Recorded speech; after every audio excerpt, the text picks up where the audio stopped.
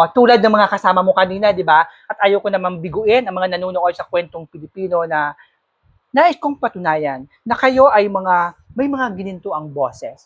Maaari mo bang iparinig din sa amin sa kwentong Pilipino kahit yung ilang linya sa paboritong kanta mo upang marinig ng ating mga kakwentong Pilipino?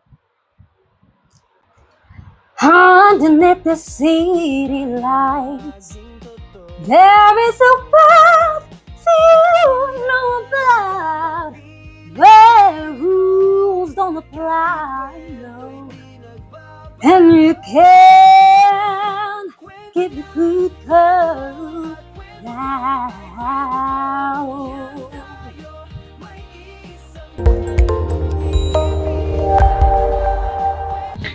Hi mga ka-Pilipino, ako po si Blue Ray at welcome po sa Kwentong Pilipino.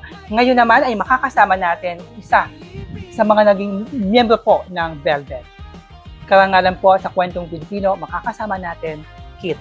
Hello po, Sir Roy. Hello po. Hi. Maraming salamat po sa pag-imbita sa amin dito ngayon. Ako din, nagpapasalamat Kit sa inyong grupo at ipinagkatiwala nyo ang inyong mga kwento dito sa Kwentong Pilipino bilang pagbubukas ng ating usapan ngayon. Gaano ka ka-sexy ngayon? 100% sexy in my own way.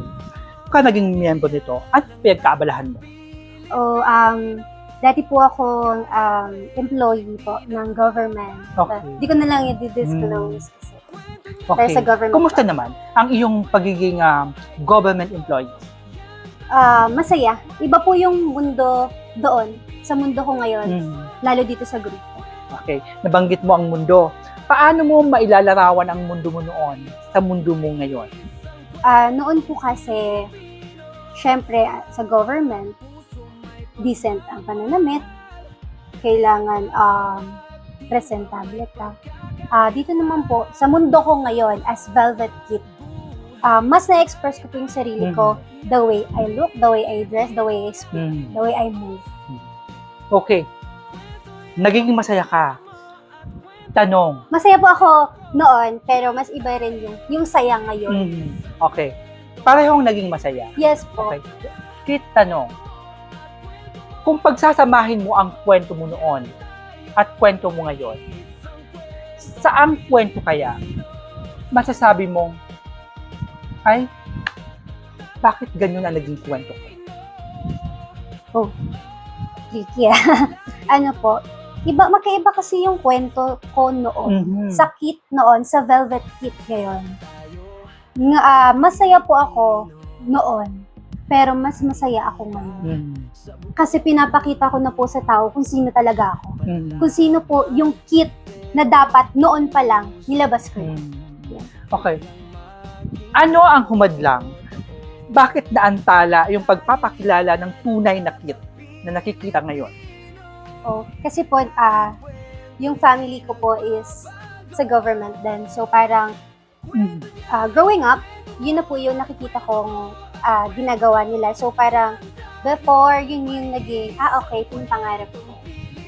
Pero, yun nga po, kasi bata pa lang talaga ako, pagaya nila Velvet L, ng mga ibang member na kinuwento lang din sa akin, parang 3 years old lang ako. Pag brown out sa amin, maakyat daw ako ng nakakanta ka nga, ganyan yung mami ko.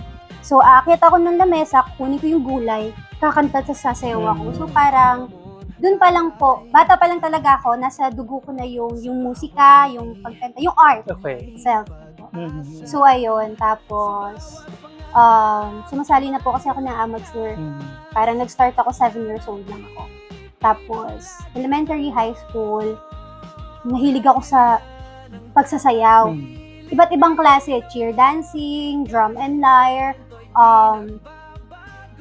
street dancing, marami pa po, ballroom. So parang, marami pa pala akong pwedeng gawin.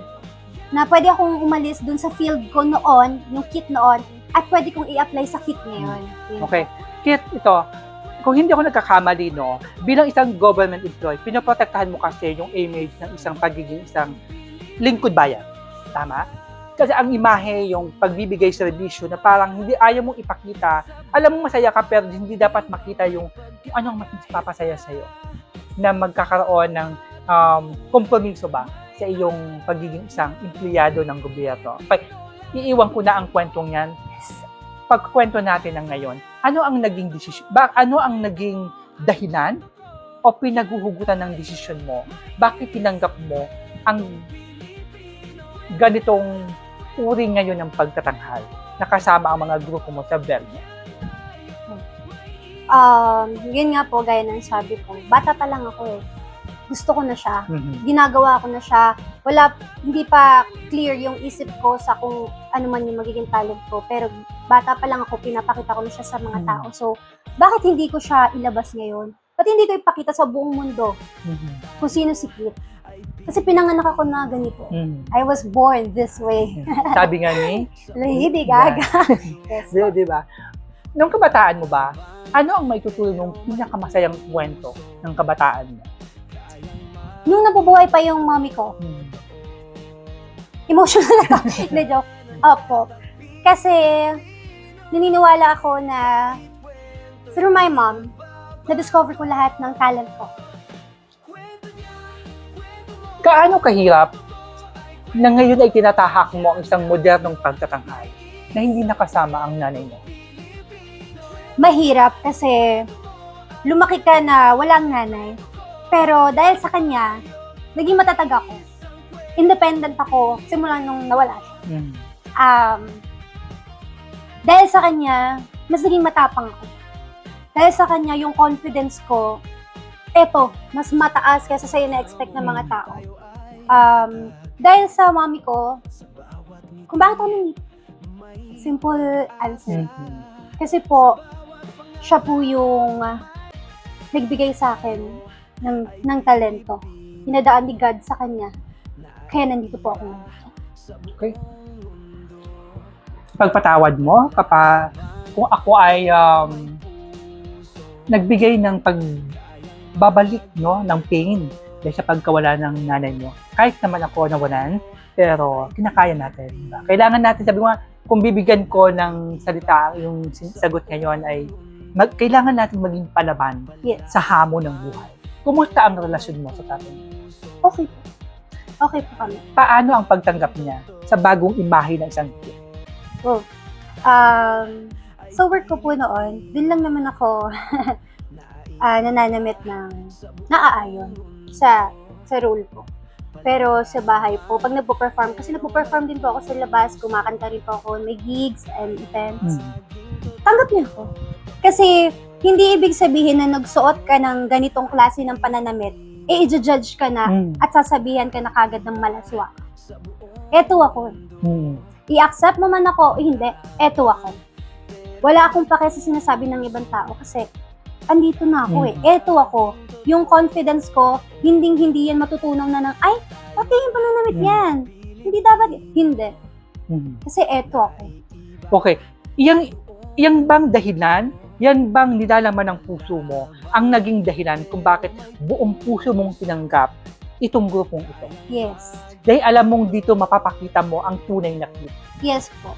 Na kung saan, hindi lang dahil sa mapangahas na pagtatanghal, kundi maipapakita mo yung talento na may kasamang naiibang paggamit ng mga musika at pagsayaw. Gusto ko po kasi i-break yung stereotyping, yung stigma, na pag sinabing burlesque, sexy, malaswa, hindi. Okay. Bibigyan kita ng pagkakataon. Naitanong ko din to sa kasama mo, no? Anong pinagkaiba mo? Pinagkaiba ng yung grupo sa P-pop group. Okay, kasi po, kami ay all grown up. Women. Kami po ay empowered women. Ang P-pop po ay syempre nasa mga kabataan, nauuso ngayon. So, yun po yung nakikita kong kaibahan. At saka kami po ay, iba't iba kasi yung genre namin.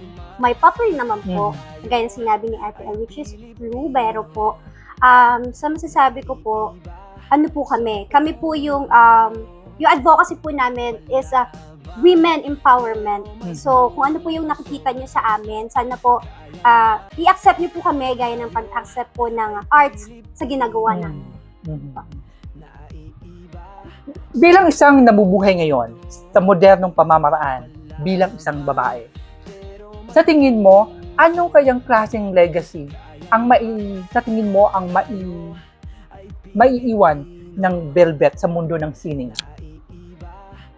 Pag sinabing Velvets, confident po kaming lahat, empowered women po kaming lahat, at sexy po kaming lahat, the way po na pinapakita namin kung sino kami as Velvets. Kay Kit, bilang palabang babae, ano ang kinakatakutan mo sa buhay?